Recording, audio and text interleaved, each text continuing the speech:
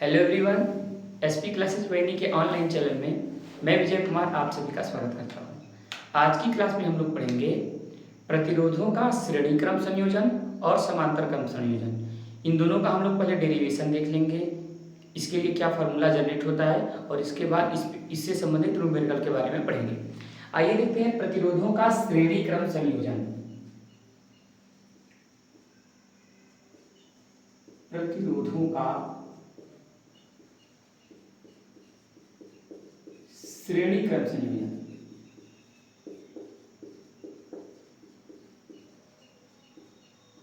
प्रतिरोधों का श्रेणी क्रम संयोजन श्रेणी क्रम कैसे होता है? कुछ इस प्रकार से होता है। ये पहला प्रतिरोध है R1, ये दूसरा प्रतिरोध है R2 और ये तीसरा प्रतिरोध है R3। इसको हमने किसी बैटरी से जोड़ दिया है। ये प्लस टर्मिनल, ये माइनस टर्मिनल। ये प्रतिरोध मेरा R1, R2 और R3। इसके लिए मैं आपको बता दूं सबसे पहले कि इसमें जो करंट है, धारा जिसको I कहते हैं, ये I इस सभी प्रतिरोधों में एक समान होगी। धारा I यहाँ से जाएगी, यहाँ भी I जाएगी, यहाँ भी I जाएगी, यहाँ भी I जाएगी, यहाँ भी I, और ये I। बैटरी जितना करंट देता है उतना ही करंट लेता है। और श्रेणी क्रम संयोजन में प्रतिरोधों के बीच वोल्टेज अलग अलग होता है, विभवांतर अलग अलग होता है। तो इसमें विभवांतर की बात करेंगे तो R1 में जो हमारा विभवांतर आएगा वो आ जाएगा V1, यहां से यहां तक V1, यहां से यहां तक V2 और यहां से यहां तक V3। तो एक बात मैं आपको यहीं पर बता दे रहा हूं कि श्रेणी क्रम संयोजन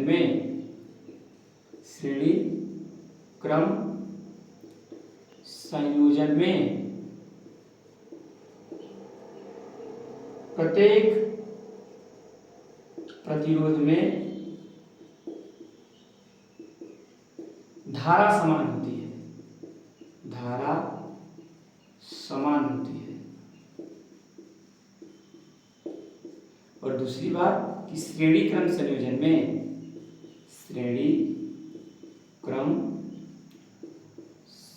में प्रत्येक प्रतिरोध में विभवांतर अलग अलग होता है। विभवांतर अलग अलग होता है। आइए बात कर लें इसके डेरिवेशन के बारे में। इसके बारे में आप थोड़ा सा लिखेंगे कि माना तीन प्रतिरोध R1, R2, R3 श्रेणी क्रम में जुड़े हैं, जिनके सिरों का जो विभवांतर होगा V1, V2, V3 होगा। टोटल विभवांतर कितना होगा? ये V वोल्ट की बैटरी है, तो कुल विभवांतर की बात करेंगे। कुल विभवांतर कितना होगा? V equal to V1 plus V2 plus V3। यही तीनों वोल्टेज आपस में जुड़ेंगे तो इस बैटरी के वोल्टेज के बराबर हमारा कुल वोल्टेज होगा। अच्छा, प्रतिरोध R1 के सिरों पर विभवांतर कितना होगा? V1 equal to I R1। ऐसा क्यों? क्योंकि ओम के नियम से V equal to I R होता है। तो पहले वाले प्रतिरोध में जो हमारा विभवांतर आएगा V1 आएगा वो आ जाएगा I R1। और प्रतिरोध R2 के सिरों पर विभवांतर कितना आएगा? ये होगा V2 equal to I R2। सब में I बराबर, इसलिए इसमें I1, I2, I3 नहीं लिखेंगे, केवल I लिखेंगे। प्रतिरोध R3 के सिरों पर विभवांतर V3 equal to I R3। V equal to, ये तीनों बार हम समीकरण 1 बना लेंगे, इसको समीकरण 1 में रख देंगे। लिखेंगे समीकरण 1 में V1, V2, V3 का मान रखने पर तो क्या आ जाएगा, V equal to I R1 plus I R2 plus I R3। V equal to क्या होगा, आई आर, कुल करंट और कुल resistance. V equal to I R equal to, I यहां से कॉमन ले लेंगे, R1 plus R2 plus R3। आई से आई कैंसिल आउट हो जाएगा, R इक्वल टू हमको मिलेगा R1 plus R2 plus R3।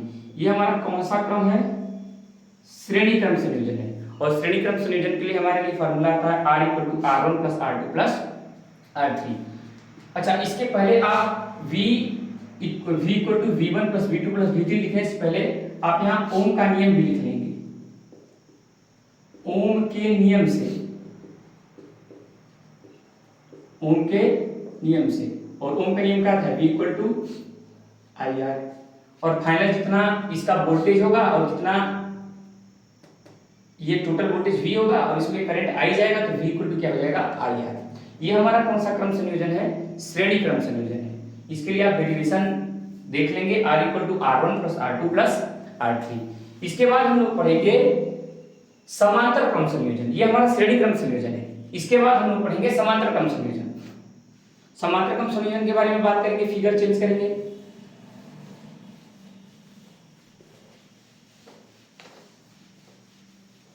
प्रतिरोधों का श्रेणी नहीं, समांतर क्रम संयोजन। प्रतिरोधों का समांतर क्रम संयोजन।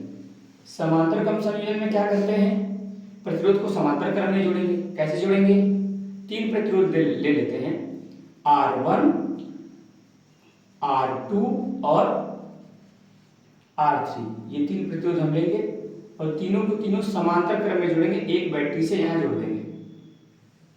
बैटरी का वोल्टेज कितना है, V, ये प्लस टर्मिनल, ये माइनस टर्मिनल। और यहां से जब करंट जाएगा तो ये I करंट जाएगा, I। और अगर ये हमारा R1 है तो इसमें करंट बटेगा, यहाँ हो जाएगा I1। और अगर ये मेरा प्रतिरोध R2 है तो इसमें जाने वाला करंट I2।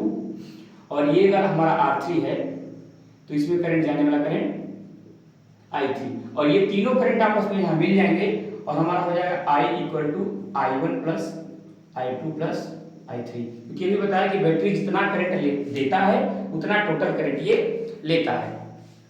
समांतर क्रम संयोजन में जैसे श्रेणी में दो बात लिखे थे, वैसे समांतर क्रम संयोजन में लिख लेते हैं कि समांतर क्रम संयोजन में, समांतर क्रम संयोजन में प्रतिरोधों के सिरों पर विभवांतर समान होता है। समांतर क्रम संयोजन में प्रतिरोध के, प्रत्येक प्रतिरोध के सिरों पर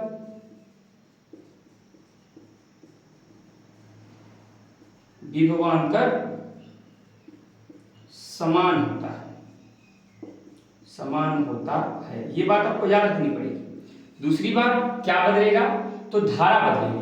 आप यहां देख भी रहे होंगे कि I करंट जा रहा है, इसमें I1, इसमें I2, इसमें I3 लिखेंगे। इसके लिए भी समांतर क्रम संयोजन में, समांतर क्रम संयोजन में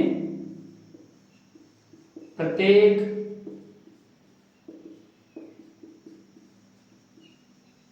प्रतिरोध में धारा का मान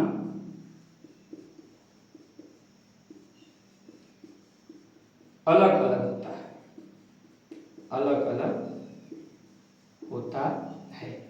इसके लिए क्या हम करेंगे, इसके लिए भी हम ओम का नियम तो जानते ही हैं। ओम का नियम, ओम का नियम है V equal to I R. तो I इक्वल टू क्या मिलेगा, V अपन R। अच्छा, प्रतिरोध R1 में कितना करंट जा रहा है, I1। तो इसके लिए, अच्छा, ये जो I हमारा करंट जा रहा है तो इसके लिए लिख सकते हैं ना, I equal to I1 plus I2 plus I3। और इसको बना लेंगे फर्स्ट इक्वेशन। उसमें क्या बना रहे थे, इसके पहले वाले में V equal to V1 plus V2 plus V3। इसका मतलब कि जो बदलेगा उसी की बात करेंगे, जो नहीं बदलेगा उसके बारे में बात नहीं करेंगे। उसमें हमारा करंट नहीं बदल रहा था तो करंट के बारे में हम बात नहीं कर रहे थे। वोल्टेज बदल रहा था, वोल्टेज की बात कर रहे थे। इसमें करंट बदल रहा है तो करंट की बात करेंगे, वोल्टेज की बात नहीं करेंगे, क्योंकि वोल्टेज सब में समान होगा। उस वाले में करंट समान था। इसके लिए देखेंगे कि R1 में कितना करंट जा रहा है, तो प्रतिरोध R1 में बहने वाली धारा, तो I1 बराबर I1 equal to V upon R1, क्योंकि वोल्टेज तो समय बराबर है, रेजिस्टेंस बदल रहा है। दूसरी बात, प्रतिरोध R2 में बहने वाली धारा, ये क्या हो जाएगी, I2 हो जाएगी। I2 इक्वल टू क्या मिलेगा, V अपान R2, और प्रतिरोध R3 में बहने वाली धारा का जो मान होगा I3, ये हमको मिल जाएगा V अपान R3। इन तीनों का मान समीकरण 1 में रख देंगे। I1, I2 तथा I3 का मान समीकरण 1 में रखने पर क्या मिलेगा हमको, I equal to V upon R1 plus V upon R2 plus V upon R3। V equal to क्या, I इक्वल टू क्या होता है, V बाई R, तो यहाँ पर रख दें V बाई R। यहाँ से आप V कॉमन ले लीजिए, 1 upon R1 plus 1 upon R2 plus 1 upon R3। V से भी कैंसिल हो जाएगा, 1 upon R equal to 1 upon R1 plus 1 upon R2 plus 1 upon R3। ये हमारा फाइनल डेरिवेशन है। तो आप देख रहे हैं कि श्रेणी क्रम संयोजन में R इक्वल टू आता है R1 plus R2 plus R3, और समांतर क्रम संयोजन में 1 upon R equal to 1 upon R1 plus 1 upon R2 plus 1 upon R3। ऐसे ही जितने भी रेजिस्टेंस लगे होंगे इसी तरह से हम जोड़ते हुए चले जाएंगे। अगली क्लास में हम लोग देखेंगे कि इस पर न्यूमेरिकल कैसे सॉल्व होता है। तो आप इसको सॉल्व कर लीजिए, इसको अच्छे से समझ लीजिए। यदि कोई चीज़ बात में समझ में नहीं आती है तो आप कमेंट कर सकते हैं कि सर ये वाली बात हमको समझ में नहीं आई, उसको फिर से अगले वाली वीडियो में बता दिया जाएगा। आज के लिए थैंक यू।